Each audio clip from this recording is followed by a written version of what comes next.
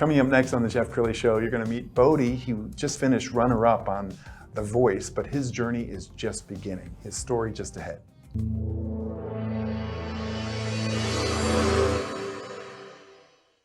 Many are predicting that the worst is yet to come, which is unfortunate, said one person here.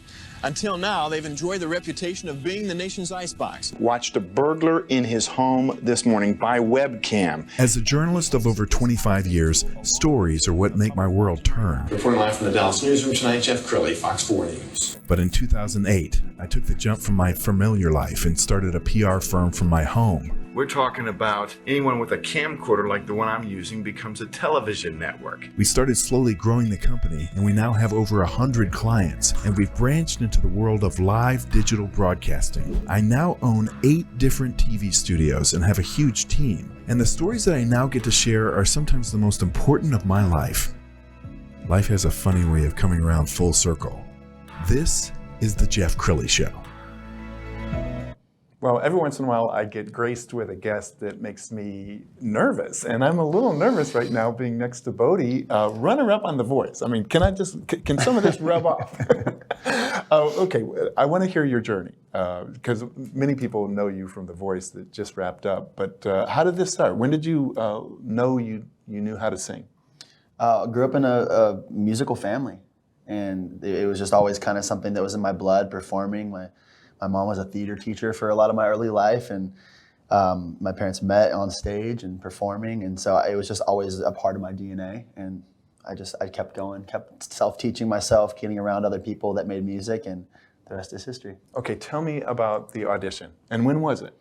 So I auditioned for The Voice like 6 or 7 years ago. In person, back before everything became more virtual and streamlined, and I was with 5,000 other people in Vegas, and I just knew I'm going to be on the show. And so when I made a few rounds and I didn't make it quite to the televised audition, I was confused because I really felt like I was supposed to be on the show, not for any other reason than just I felt it in my spirit. I was like, I'm going to be on the show. And so when I didn't make it, I was like, okay, maybe I'm not going to be on the show. Maybe that was just some weird mistake that I misunderstood. But then fast forward to November of last year, I got reached out to. I'd been reached out to a few times over the years by the casting department because when you almost make it, they want to have you come back and try again. And this time was just different. I felt like, you know what, this will be my last shot at it. They're like, just send us a video of you singing. That's all you have to do this time. And so I did it. And then fast forward to now, I sang in the finale. Wow, and you're by far the fan favorite. I mean, everybody loved you, and your social media is just blowing up. Talk about the pressure you're under, because you can have a beautiful voice, and you can break under pressure. What was that like? The pressure on the show is a lot different than anything I've ever experienced. Not being on the show now, there's not much pressure because I love doing what I do. I love to create in multiple realms, from music to content creation to entertainment, like all that.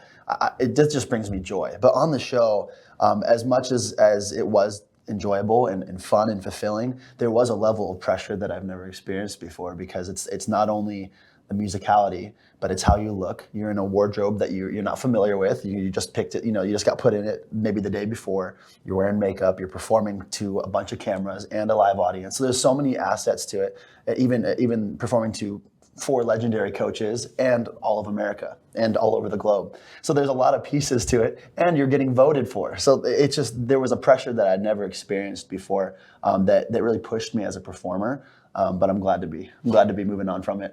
So the Voice just came out with a highlight reel for you. We're going to roll a couple of minutes of it. Where were you when everything was falling apart?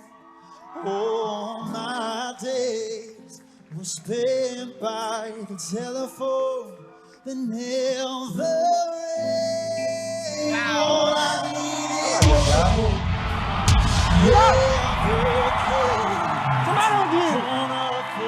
Stop pushing your butt when I push my button! Lost and insecure. You found me lying on the floor. Surrounded, why'd you have to wait? You found me. Never left me no messages. never sent me no letters. You got some kind of love, taking all I want.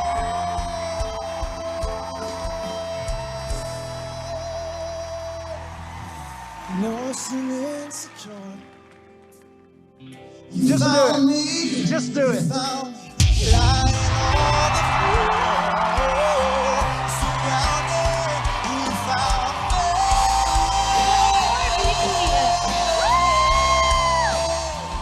You found me. You found me. You found me.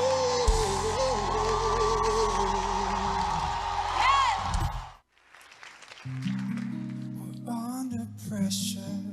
7 billion people in the world trying to fit in. Keep it together. Smile on your face even though your heart is frowning. Hey now, you know, girl, we both know it's a cruel world, so I will take my chances. Okay, so I was watching you watch yourself. I mean, that had to be one of the highlights of your career. Totally. That first audition, that blind audition, I spent so much time arranging that version of the song. And I didn't know if I was even going to turn a chair. Wow. And so looking back on it now, I'm so proud. Okay, when that's happening, I have to imagine it's like winning the Super Bowl. Like you're in the flow, you know you're hitting every note on. I mean, did you feel like I've got this? Once Blake and John turned pretty simultaneously, I was like, I'm just gonna have fun. At that point, I was like, I knew I had a couple more big notes in there. Maybe I'll turn 1 or 2 more chairs. And so it went exactly according to my optimistic plan. Okay, everybody loves to hear kind of behind the scenes. Which one of the stars were you most excited to meet? Oh man, I grew up listening to Gwen Stefani. Yeah. That'd probably be my answer. I have a lot of respect for all four coaches, especially after speaking to them on and off camera. But off the bat, I'd say Gwen Stefani. I really honor her as an artist, and I really like her a lot. And you ended up working with Blake. Mm-hmm. What was he like? He was incredible. If I could go back, I'd pick him every time. He was so considerate. I did a lot of behind the scenes arranging. Like most of the songs were majority my take of the song, and he just sat back and let me do it. He was very affirming and really enabling, and just kind of let me fly. So I think that I owe a lot of people. People give me a lot of credit for the creativity and the arrangements, but I owe a lot of that to the fact that he let me do it, and he was really cool and encouraging with it. Well, one of the things that, as a broadcaster, I admire you for your social media prowess in that you really let people in. They got to know you. I don't expect you to know how many followers you have, but I do know, because I'm about to hit 100,000. We're at 99.7 right now. That's amazing. That's crazy. I just wanted like 10K after this whole show thing, So in preparing for the show, I went back through a lot of the YouTubes that you put up, but this is my favorite one. Happy day. This episode is sponsored by Shirts. Great episode, a lot more wholesome than normal, a little less hilarious, like most of my vlogs am. But this one is the story of me coming home after the knockout rounds. My family comes to pick me up and take me out of this godforsaken hotel that I'm currently trapped in. And it's cute, and it kind of shows me transferring from being a hotel guy back to family guy. Hope you like it, and hope you like your eggs scrambled.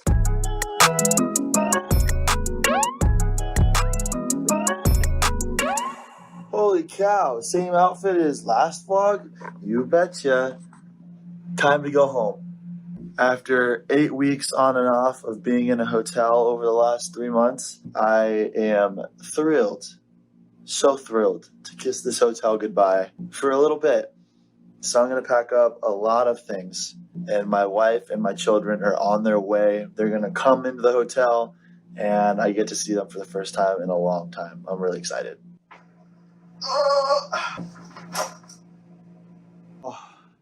I did it. I packed all my stuff. I'm going to go help the Dries move their suitcases down to the lobby, and then my family's going to be here any minute. I'm so out of breath. Good thing you guys pack light, huh? Yeah! Hi! What's up? I missed you guys so much. Welcome to my hotel, guys. What do you think? Good, yeah. You really do have a microwave. I really do have a microwave. And guess what? What? Loaded up the whole thing with everything I love. Plus these two. Plus us. Are you happy that I'm back? Yeah! Woo! Stop! What are we doing? Stop! Hey, I love you. Very happy to be back with my family. So happy. Just had a delicious Olive Garden experience. Kids are a little cranky now, and one of them is getting a little car sick. So hopefully that doesn't become... It's time to nap. It's time to nap. Let's just leave it at that. Just got home, very happy and good, and my kids have something to show me. What do we got? Whoa! And look at mine. So cool, guys. I love it. That's Goldie's. Violet, is that you and me with beanies? Yeah. I love it. Thank you. Oh, so cool. Thank you, guys. What does it say? I love you. We are chilling. Added one more to the party. Quick grocery store run. I never thought I'd say this, but I really missed grocery shopping. So didn't want to leave the kids again or the wife. So we're all going. Can't wait to cook a home cooked meal for the first time in a long time. She hungry with. We literally just walked in the store. She already has chips. Hi, Fog. We're at shopping. Margarita cans or whatever? Yeah. Costa Rica. Oh, yeah. COVID safety. That's what I'm talking about.